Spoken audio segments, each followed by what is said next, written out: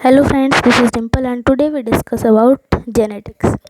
तो जेनेटिक्स का अब हमारे पास पहला चैप्टर है इस यूनिट का, principle of inheritance and variation. अब जेनेटिक्स पढ़ रहे हैं तो सबसे पहले हमको ये पता होना चाहिए कि जेनेटिक्स होता क्या है। जेनेटिक्स होता है the branch of biology that deals with genes, inheritance and variation. जिस ऐसी ब्रांच है बायोलॉजी की जिसमें हम जीन्स के बारे में, इनहेरिटेंस के बारे में और उसकी वेरिएशंस के बारे में पढ़ते हैं। तो अब टर्म जेनेटिक्स जो है वो दिया किसने था? Term genetics was given by sir W Bateson, who is the father of modern genetics. तो साइंटिस्ट थे डब्ल्यू बेटसन जिन्होंने जेनेटिक्स की टर्म को दिया। अब बेसिक टर्मिनोलॉजीज क्या है कि जेनेटिक्स को पढ़ने से पहले पहले हम इनके बारे में हमको पता होना चाहिए, फिर ही हम आगे ढंग से पढ़ सकते हैं। इनहेरिटेंस क्या होता है? Mode of transmission of character from one generation to next generation. जब करेक्टर का ट्रांसफ़र होता है किससे? एक जनरेशन से दूसरी जनरेशन पे, उसको हम इनहेरिटेंस बोलते हैं। हेरिडिटी, ट्रांसमिशन ऑफ करेक्टर, इसमें भी वही है कि एक जनरेशन से दूसरी जनरेशन ट्रांसमिशन होना। तो अब हमें कैसे पता चलेगा कि इनहेरिटेंस और हेरिडिटी में फ़र्क क्या है? तो जैसे कि हमें यहाँ से दिल्ली जाना है, तो अब हम किस चीज़ पे जा रहे हैं? बस पे, स्कूटी पे, उसका मोड क्या है? तो वो होगा, जब हमें मोड का पता हो तो वो है इनहेरिटेंस, और जब हमें मोड का नहीं पता तो हम उसको क्या बोलेंगे? हेरिडिटी। नेक्स्ट हमारे पास टर्म है जीन। जीन क्या होता है?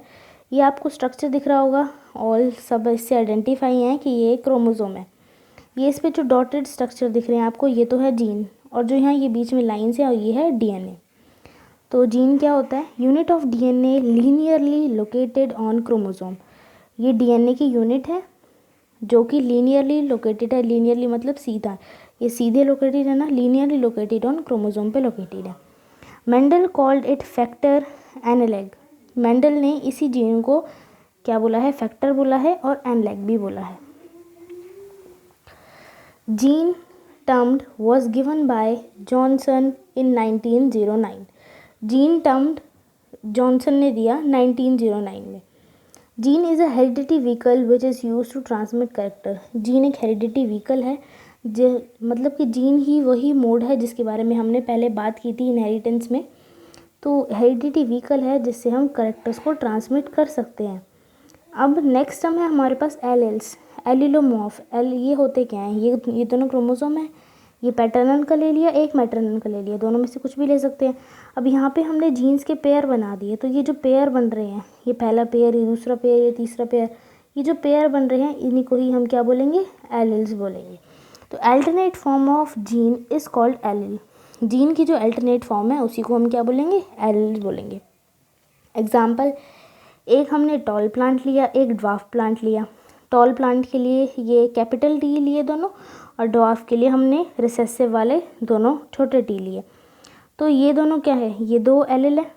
जीन का पेयर हमने बोला था ना एलिल को, तो ये भी जीन ही है और ये जीन के दो पेयर हैं। ये भी दो एलिल हैं, ये भी दो एलिल हैं, और ये भी दो एलिल हैं।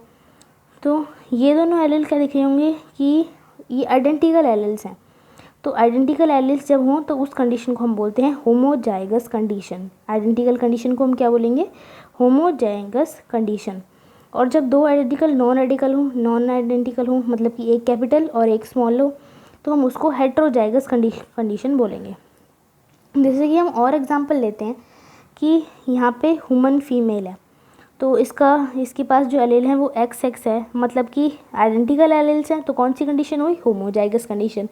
अब ह्यूमन मेल है, इसके पास XY क्रोमोसोम है। XY क्रोमोसोम में क्या है? ना तो ये होमोजाइगस है और ना ये हेट्रोजाइगस, क्योंकि हम नॉन आइडेंटिकल भी नहीं बोल सकते ना, क्योंकि हमने ऊपर देखा था कि नॉन आइडेंटिकल में जो लेटर था, जो अल्फ़ाबेट था, वो सेम ही था, बट यहाँ पे तो अल्फ़ाबेट अलग हैं। तो इस कंडीशन को हम बोलते हैं हेमीजाइगस कंडीशन, जब हमारे पास दो डिफरेंट अल्फ़ाबेट का यूज़ हुआ हो। ठीक है, नेक्स्ट हम टर्मिनोलॉजी देखते हैं, डोमिनेंट एलील और रिसेसिव एलील।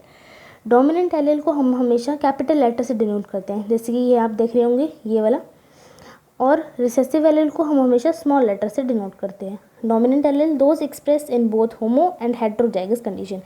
होमोजाइगस कंडीशन ये वाली, और हेट्रोजाइगस कंडीशन, इन दोनों कंडीशन में क्या होगा? हमें डोमिनेंट एलील का ही, डोमिनेंट एलील ही है। और recessive allele does not express in heterozygous condition. Heterozygous condition कौन सी होती है? ये वाली कंडीशन। इसमें क्या है, हमारे पास एक लेटर कैपिटल है, एक लेटर कैपिटल का मतलब कैसी कंडीशन हो गई? डोमिनेंट वाली। तो इसलिए हम इसको रिसेसिव में नहीं ले सकते ना, तो इसलिए रिसेसिव का एग्जांपल क्या होगा? जब होमोजाइगस कंडीशन होगी। होमोजाइगस में भी कौन सी वाली? जब दोनों के दोनों लेटर स्मॉल होंगे। नेक्स्ट टर्म है हमारे पास जीन लोकस। जीन लोकस मतलब कि fixed position of gene on a particular chromosome is called its locus. जब हमें जीन की लोकेशन का पता हो तो हम उसको क्या बोलेंगे? Gene locus. जीन लोकस का प्लूरल क्या होगा? लोकाई। तो आप देख रहे होंगे कि लोकस जो वर्ड है, लोकस वर्ड कहाँ से आया है? लोकेशन से। तो इसका मतलब क्या है? हमें इसमें क्या पढ़ना है? जीन की लोकेशन के बारे में पढ़ना है, उसी को ही हम क्या बोलेंगे? Gene locus. नेक्स्ट टर्मिनोलॉजी है हमारे पास जीनोम। जीनोम में क्या होता है? Haploid content of chromosome. जो क्रोमोसोम है उसका हैप्लॉइड कंटेंट। हैप्लॉइड कंटेंट का मतलब कि एन। जैसे कि हम एक एग्जांपल लेते हैं, पाइसम सटाइवम। पाइसम सटाइवम जो है वो पी का साइंटिफिक नेम है। तो पी का इसमें 2n 14 है और n 7 है। मतलब कि डिप्लॉयड जो कंडीशन है उसमें क्रोमोसोम है हमारे पास 14 और हैप्लॉइड कंडीशन में क्रोमोसोम कितने हैं? 7। तो अब जीनोम कितने हो गए? 7। हैप्लॉइड कंटेंट देखना था ना हमने क्रोमोसोम का, तो इसमें हैप्लॉइड कंटेंट क्या है? जीनोम क्या है हमारे पास? 7। नेक्स्ट टर्म हमने क्या पढ़नी है? फिनोटाइप और जीनोटाइप। फिनोटाइप का मतलब होता है उसकी एक्सटर्नल कैरेक्टर। एक्सटर्नल कैरेक्टर मतलब कि उसकी बाहर की अपीयरेंस कैसा है, वो दिखता कैसा है, उसका कलर, उसका साइज़, उसका शेप। जब हम इनके बारे में देखते हैं तो वो होता है फिनोटाइप। ठीक है, ये हम आगे मेंडल के लॉ हैं और वो हैं, तो उसमें ये चीज़ें अच्छे से क्लियर हो जाएंगी, लेकिन अगर हम इनको नहीं पढ़ेंगे तो आगे समझ नहीं आएगा हमको। अब नेक्स्ट पढ़ते हैं हम जीनोटाइप। जीनोटाइप मतलब कि उसका जेनेटिक कैरेक्टर। ये कैपिटल टी जीन, जब हम जीन के बारे में बात करें, जीनोटाइप से हमको समझ ही आ रहा है कि हमें जीन के बारे में बात करनी है, तो इसमें क्या करें? Genetic character. जब हम जीन्स के बारे में बात करेंगे तो उसको हम क्या बोलेंगे? जीनोटाइप बोलेंगे। It is responsible for phenotype. Phenotype के लिए यही जीनोटाइप रिस्पॉन्सिबल होता है। जैसे कि अगर कोई इंसान बना है तो वो किसकी वजह से बना है? उसके डीएनए की वजह से, उसके जीन्स की वजह से। तो जीनोटाइप ही रिस्पॉन्सिबल है किसके लिए? फिनोटाइप के लिए।